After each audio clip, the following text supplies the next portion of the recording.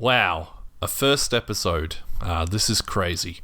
Hello everyone and welcome to Scared Schmidtless, the true crime and horror podcast hosted by yours truly, Alexander Schmidt, hence the name, Scared Schmidtless, and I think that is a pretty clever name. So you guys just heard my name, so I'm going to tell you it again. It's Alexander Schmidt, and this is Scared Schmidtless. A little bit about myself is I am a young adult from Melbourne. A little bit about myself. I am an Australian male, if you couldn't already tell by my voice.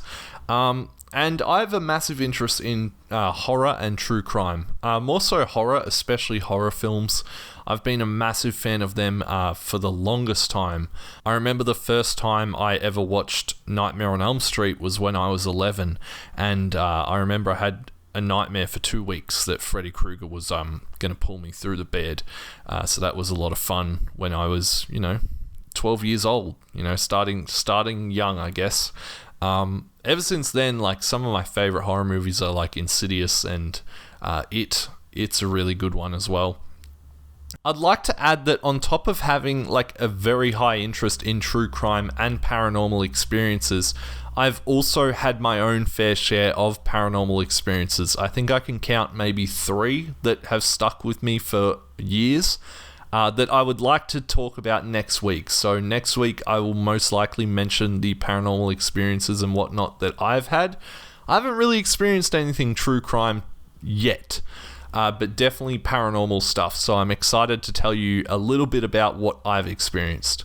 I also run another podcast by the title of Arrogant Aussies, which is available on all streaming services as well. So I have experience and a lot of interest in podcasting and, just recording things that can get put out there. I love doing it, so I thought, why not do it with another interest that I have, which is true crime and, the paranormal. So what this podcast basically is an introductory episode, I guess. So I'll tell you what the goal for this podcast is. And the goal for the Scared Schmidtless podcast is to find the creepiest and scariest true crime or horror stories and present them here to you. The ultimate goal here is putting fear into your ears in roughly like 30-minute long episodes, which I think is pretty good until I decide to upgrade my podcast plan. So I pay a little bit more. But for now, they're going to be 30-minute episodes. With that being said, for this show to really work, I believe I'd need to hear your stories as well. Just not scouting them online and finding what I can. As much as there is out there, I think it's a great way to connect with the show and connect with potential listeners if you guys write in about any paranormal experiences you've had, any true crime experiences you've had. It sort of, juggles the show a little bit and puts a little bit of a personal approach to it. So in saying that, whether it's true crime related or horror/spooky related, I would love to hear it. So straight away in the show, I'm going to give you the email so I don't have to put it at the end. If you want to send a story into the show or have an experience yourself that you want heard, the email is scaredschmidtlesspod@gmail.com. Or I'll leave it in the show notes if you guys just want to view it there. But it is scaredschmidtlesspod@gmail.com. And with that, I might actually give you one story free of charge. So maybe just put that wallet you have in your hand back in your pocket because you don't need it at the moment. This story comes to us from the Creepy Encounters subreddit by user Crike1123. I don't know if I'm saying that right. Titled Empty Movie Theatre. When I was in high school, I went to the movies with a girlfriend. Specifically, I remember the movie being The Ugly Truth. It was a crappy night outside, massive thunderstorm and windy as hell. Usually, I like to go and pick a good seat. This was before you could pre-select your seats online, in brackets, and then take turns going to concession. When we entered the theatre, it was empty. When you're a teenage girl and you're in an empty movie theatre, what do? Take out your flip phone and start taking selfies. I mean, I was a teenage boy, but I never took out my phone, took selfies in a movie theatre anyway. As we are deciding if we even want to get snacks for the movie, the lights flicker. We were a little creeped out, but obviously it was from the storm. Then in walks this guy, maybe in his 30s. He's wearing a backpack and his clothes are a little dirty. He immediately looks at us and says, "Uh-oh, 2 beautiful girls and 1 guy in a movie theater. You know what that means?" Ugh, not a fan of that already. No, actually, we don't. My friend and I gave each other a weird look and we just tried to laugh it off awkwardly. We pretend to look at stuff on our phones when the guy walks into our row and sits directly beside me. Doesn't even leave 1 seat in between. He starts making small talk and I am obviously uncomfortable and I'm kind of leaning towards my friend so this guy can't see my phone. I'm texting her like, "What the fuck? We need to leave. This is weird." And she replies like, "Oh, it's probably nothing." Well, if that's the case, first of all, you have a shit friend. They should be supporting you and, getting the fuck out of that movie theater real quick. He tries to make small talk and I reply with 1-word answers. The guy then asks if we have boyfriends. I immediately say no and instantly regret my decision.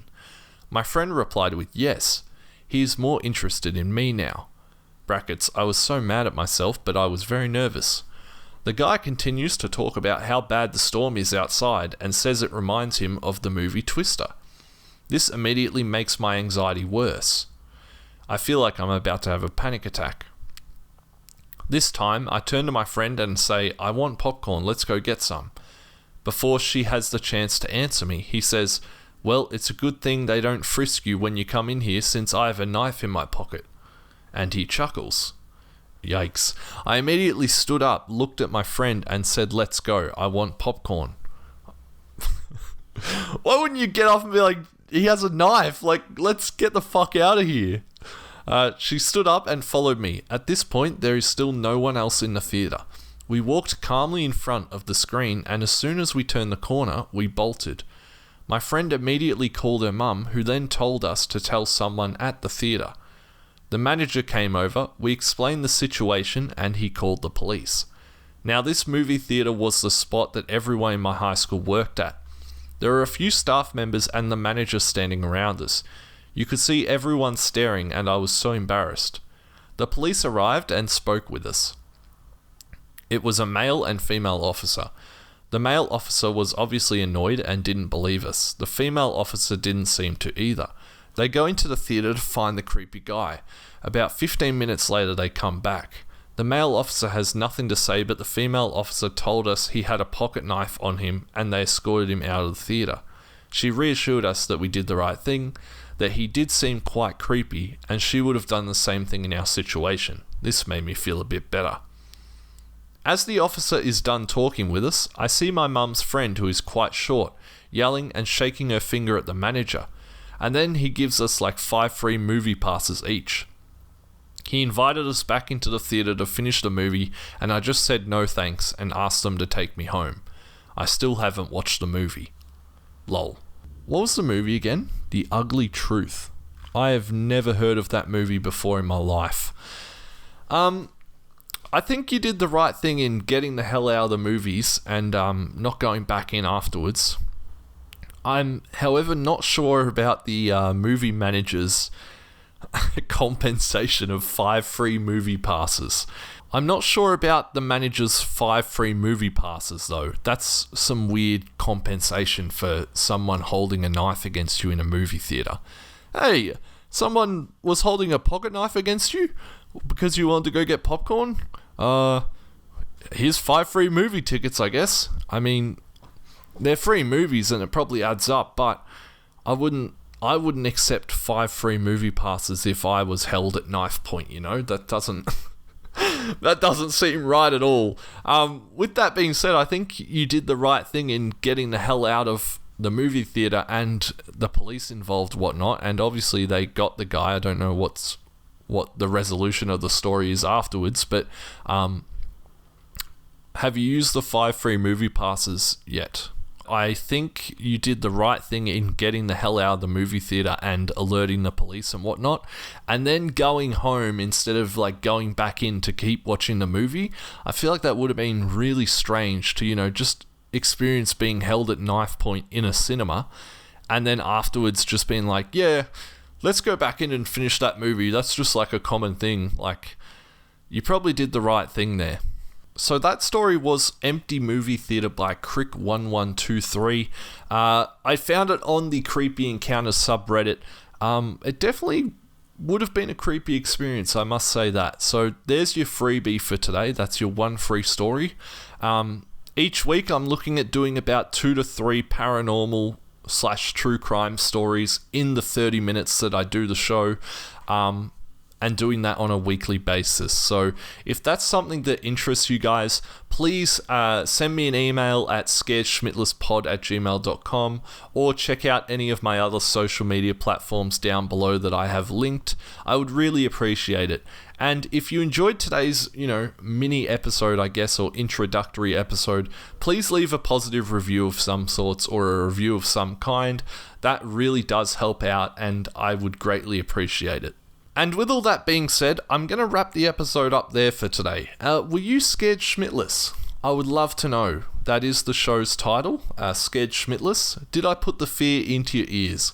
I hope you enjoy the ride. I think it's going to be a fun one. I think we're going to have some crazy stories in the future, potentially.